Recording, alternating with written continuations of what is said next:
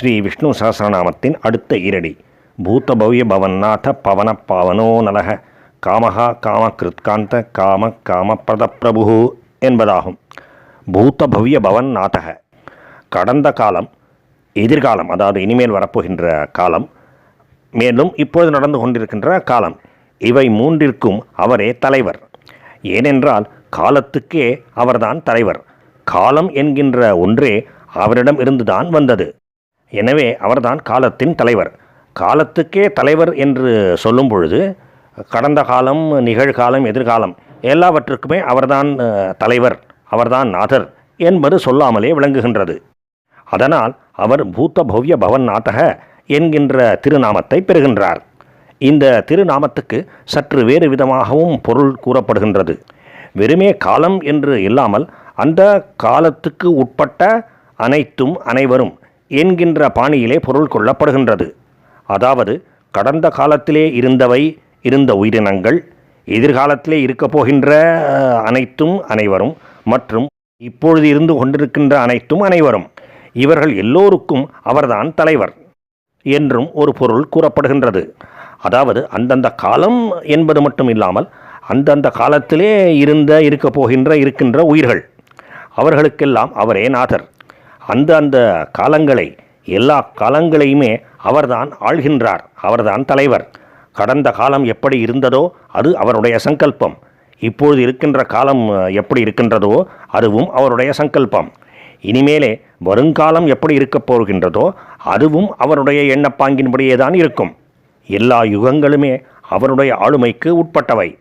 கிருத்த யுகம் இவ்வளவு காலம் இருக்க வேண்டும், திரேதாயுகத்துக்கு இவ்வளவு காலம், துவாபர யுகத்துக்கு இவ்வளவு காலம், மற்றும் கலியுகம் இவ்வளவு காலம் இருக்க வேண்டும், இருக்கும் என்பதையெல்லாம் நிர்ணயிப்பவர் அவர்தான். அந்த காலங்களிலே இருக்கின்ற அனைவரும் அனைத்தும் கூட அப்படியேதான் அவருடைய ஆளுமைக்கு உட்பட்டவை. எல்லோரும் எப்போதும் அவருடைய ஆக்ஞைக்கு உட்பட்டவர்கள். ஓம் பூதபவ்ய பவன்னாதாய நமக. பகவானின் அடுத்த திருநாமம் பவனக என்பதாகும். பவனக என்றால் தூய்மைப்படுத்துவது அல்லது தூய்மைப்படுத்துபவர்.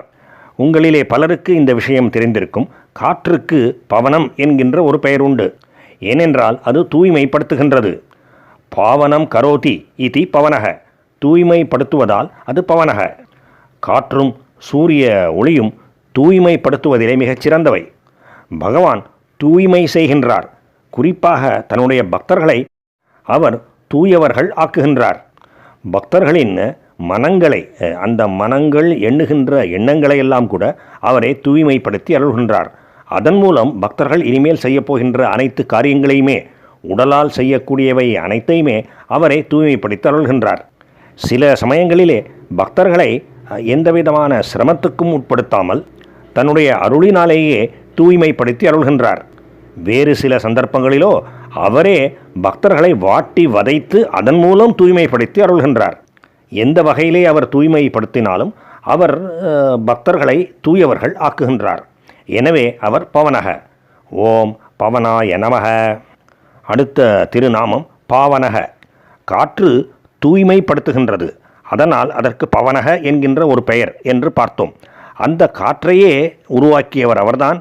அந்த காற்றை இங்கும் அங்கும் வீசும்படி செய்பவரும் அவர்தான்.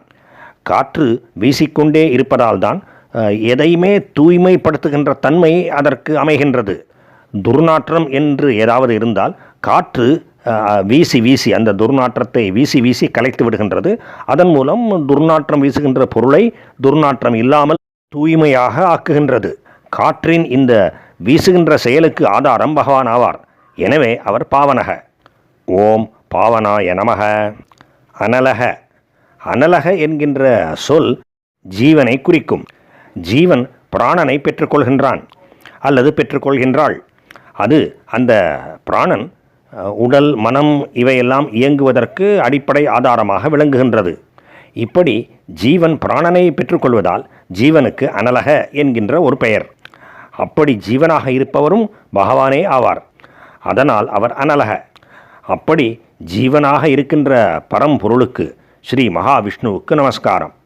ஓம் அனலாய நமக. பகவானுக்கு நமஸ்காரம். பகவானின் அனைத்து திருநாமங்களுக்கும் நமஸ்காரம். எல்லா பகவத் பக்தர்களுக்கும் நமஸ்காரம். ஸ்ரீ விஷ்ணு சகஸ்ரநாமங்களுக்கும் அவற்றை படிப்பவர்களுக்கும் கேட்பவர்களுக்கும் நமஸ்காரம்.